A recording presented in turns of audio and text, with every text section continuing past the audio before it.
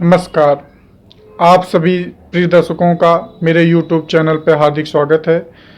आज का विषय है कि ग्रह वक्री क्यों होते हैं, कैसे होते हैं और सौर मंडल में कौन सी घटना होती है जिसके कारण कोई ग्रह वक्री हो जाता है। आइए जानते हैं विस्तार से।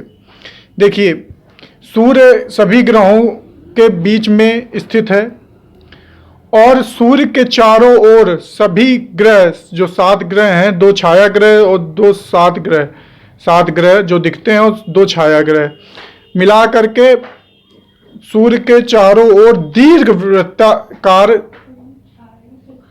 दीर्घवृत्ताकार आवरण में चक्कर लगाते हैं। अर्थात दीर्घवृत्ताकार का मतलब ये इस प्रकार की संरचना में वो गति करते हैं सूर्य के चारों ओर। मान लीजिए सूर्य यहाँ पर बीच में स्थित है और कोई ग्रह इस प्रकार की कक्षा में, दीर्घवृत्ताकार कक्षा में उसके चारों ओर गति करता है। अब ये हो गया एक्स अक्ष, यानी कि एक्स अक्ष, और ये हो गया वाई अक्ष। तो आप देख रहे हैं कि इसमें एक्स अक्ष की डिस्टेंस ज़्यादा है, वाई अक्ष की डिस्टेंस कम है। तो कैपिलर का सिद्धांत यह कहता है कि जब कोई ग्रह वाई अक्ष पे होगा तो वो धीमे गति कर रहा होगा, वाई अक्ष मतलब ऊपर की तरफ, यहां पर कहीं, और जब एक्स अक्ष की तरफ आ रहा होगा तो यहां ज्यादा दूरी उसको तय करनी है तो वो तेज गति कर लेगा, हो जाती है उसकी। तो कैपिलर का ये फिजिक्स का सिद्धांत है जो आपको इंटर में पढ़ाया जाता है। तो इससे होता क्या है कि एक एवरेज निकाला जाता है जिससे वो गति करता है। चूंकि जो ग्रह जितने दिन में पृथ्वी की परिक्रमा करता है वो कभी चेंज नहीं होता, तो वो ये सिद्धांत उन्होंने देखा कि जब वो एक्स अक्ष की ओर जा रहा है तो वो तेजी से जा रहा है, जो वाई अक्ष की तरफ जा रहा है तो धीमी गति से जा रहा है।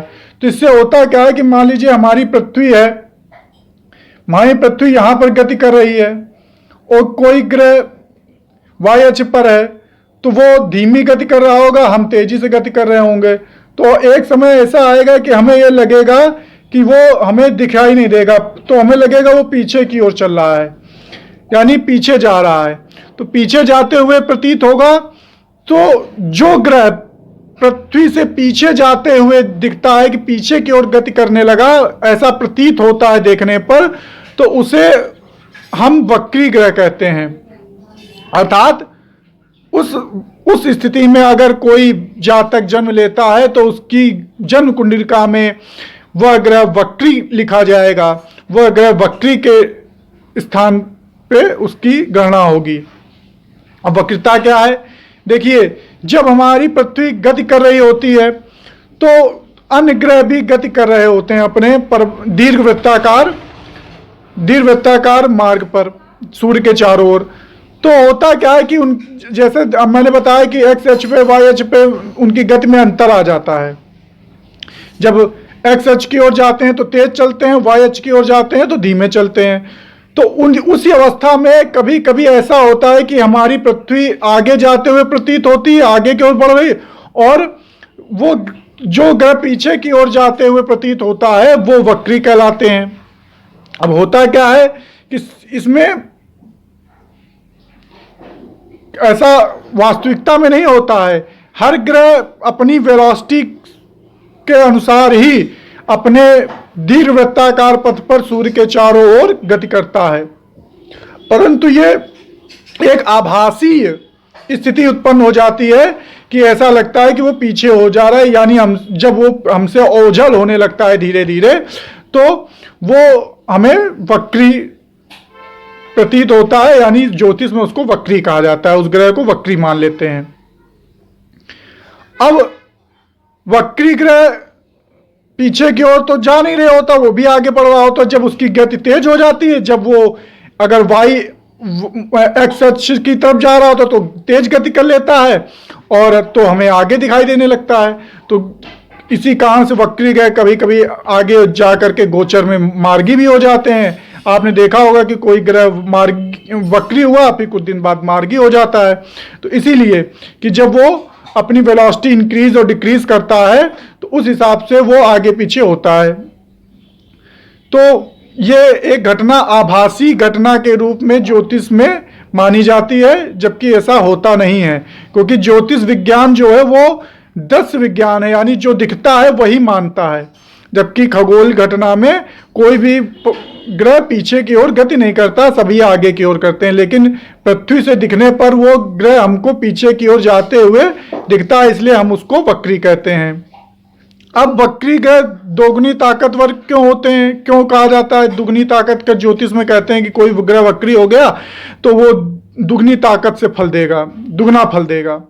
तो इसलिए कहा जाता है कि जब कोई दो गतिमान वस्तुएं या ग्रह एक दूसरे को जब पार करते हैं तो उसमें स्थित कोई भी व्यक्ति अगर दूसरी गतिमान वस्तु को देखेगा तो उसे उसकी गति दुगनी दिखाई देगी, अर्थात जो उसको गति प्रतीत होगी वो गति उस ग्रह की जो जहां पर वो जिससे देखा जा रहा है और जो उसको पास कर रहा है, निकल रहा है, उन दोनों ग्रहों की गतियों का योग होगा जो हमें प्रतीत होता है। जैसे समझिए, जैसे पृथ्वी से कोई बुध ग्रह है, निकल रहा है, वक्री हो रहा है, तो हमें पीछे जाते हुए दिख रहा है। तो चूंकि हम आगे बढ़ रहे हैं तो हमारी भी गति हो गई और उस बुध ग्रह की भी गति हो गई पीछे आगे बढ़ने की, लेकिन हमको जाते हुए पीछे प्रतीत हो रहा है। तो वो हमको जो उसके पीछे जाने की गति होगी वो हम पृथ्वी की गति और बुध की गति दोनों को मिला करके हमें लगेगा कि उतनी तेज तीव्रता से वो पीछे जा रहा है। इसी को गणित में सापेक्ष का नियम कहते हैं। और इसलिए कहा जाता है कि हमको प्रतीत होता है कि वो दुगनी तेजी से पीछे जा रहा है, इसलिए कहा जाता है कि वक्री ग्रह दुगना फल देते हैं। तेज घूमता है, तेज चलता है, इसलिए कहा जाता है कि तेज फल देगा, यानी कि अधिक फल देगा, दुगना फल देगा। अब कहा जाता है कि जहां वक्री ग्रह बैठता है जिस स्थान पे उसके पीछे भी फल देता है, उसके पीछे वाले घर का भी। तो होता क्या है कि जब हम देख रहे हैं तो हम पहले तो हमको सामने दिखता है, फिर धीरे धीरे वो पीछे जाते हुए दिखता है, तो लगता है कि वो धीरे धीरे पीछे जा रहा है, यानी पीछे वाले घर का भी फल देगा, वहां पर होगा उस समय उस पीछे वाले घर पर वो देखा जा रहा होगा, तो इसलिए वो पीछे वाले का भी फल देगा। इसलिए इस सोच के कारण कहा जाता है ज्योतिष विज्ञान में कि वक्री ग्रह जहां बैठता है उसका तो फल देता ही देता है, साथ में पीछे वाले का भी फल देता है, यानी दो फल देता है और दुगनी ताकत से देता है। और आशा है समझ आ गया होगा आपको। और अब दो ग्रह जो वक्री नहीं होते हैं, एक है सूर्य, एक है चंद्रमा। सूर्य चूंकि स्थिर रहता है तो कोई भी ग्रह उसके चारों ओर ही दीर्घवृत्ताकार में परिक्रमा करता है, दीर्घवृत्ताकार मार्ग पर ही परिक्रमा करता है, तो इसलिए वो कभी आगे भी नहीं होता ना पीछे होता है, इसलिए वो स्थिर रहता है, इसलिए वो हमेशा मार्गी रहता है। मार्गी मतलब आगे बढ़ने वाला ग्रह जो हमेशा निरंतर आगे बढ़ता रहता है। और चंद्रमा हमारा उपग्रह, पृथ्वी का उपग्रह चंद्रमा है, जिसलिए चंद्रमा 27 दिन में 12 राशियों में होकर के पृथ्वी का एक पूरा चक्कर लगा लेता है। एक राशि में 2.5 दिन रहता है, तीव्र गति करता है, तो कभी चंद्रमा को हमसे पीछे जाते हुए प्रतीत होने की संभावना नहीं है, क्योंकि चंद्रमा हमारा उपग्रह है और तीव्र गति करता है, हमसे तीव्र यानी आगे रहता है, तो वो मार्गी ही रहेगा, कभी वक्री नहीं रहेगा। ये हो गया। दो ग्रह हैं राहु और केतु, जो हमेशा वक्री रहते हैं। ये छाया ग्रह हैं, माने जाते हैं, सौर मंडल में दिखाई नहीं देते, परंतु ग्रहण लगता है सूर्य चंद्रमा पे, तो इसलिए उनको माना जाता है छाया ग्रह हैं। ये हमेशा एंटी क्लॉकवाइज चलते हैं, अर्थात पृथ्वी जिस दिशा में घूमती है उसके विपरीत दिशा में घूमते हैं, इसलिए ये राहु और केतु हमेशा कुंडली में वक्री ही रहते हैं, किसी की भी कुंडली हो। और चंद्रमा और सूर्य हमेशा मार्गी रहते हैं। आशा है आपको ये जानकारी अच्छी लगी होगी। अगर आपको जानकारी अच्छी लगी है तो लाइक करें, कमेंट करें, जो भी आपके डाउट रह गए हों, जो भी आपको संदेह रह गया हो, अभी समझ ना आया हो, कोई भी संदेह रह गया हो तो आप कमेंट बॉक्स में लिखिए, मैं उसको दूर करने का प्रयास करूंगा। और शेयर करें जिससे कि ये अधिक से अधिक लोगों तक पहुंच सके। और आप चैनल को सब्सक्राइब करना ना भूलें, बेल आइकन दबाना ना भूलें, जिससे आपको कोई भी वीडियो तुरंत मिल सके। और आने वाले ज्ञानवर्धक ज्योतिष और विज्ञान के गूढ़ रहस्यों को उद्घाटन को जानने के लिए आप सब्सक्राइब करें और बेल आइकन को दबाएं। जय श्री महाकाल।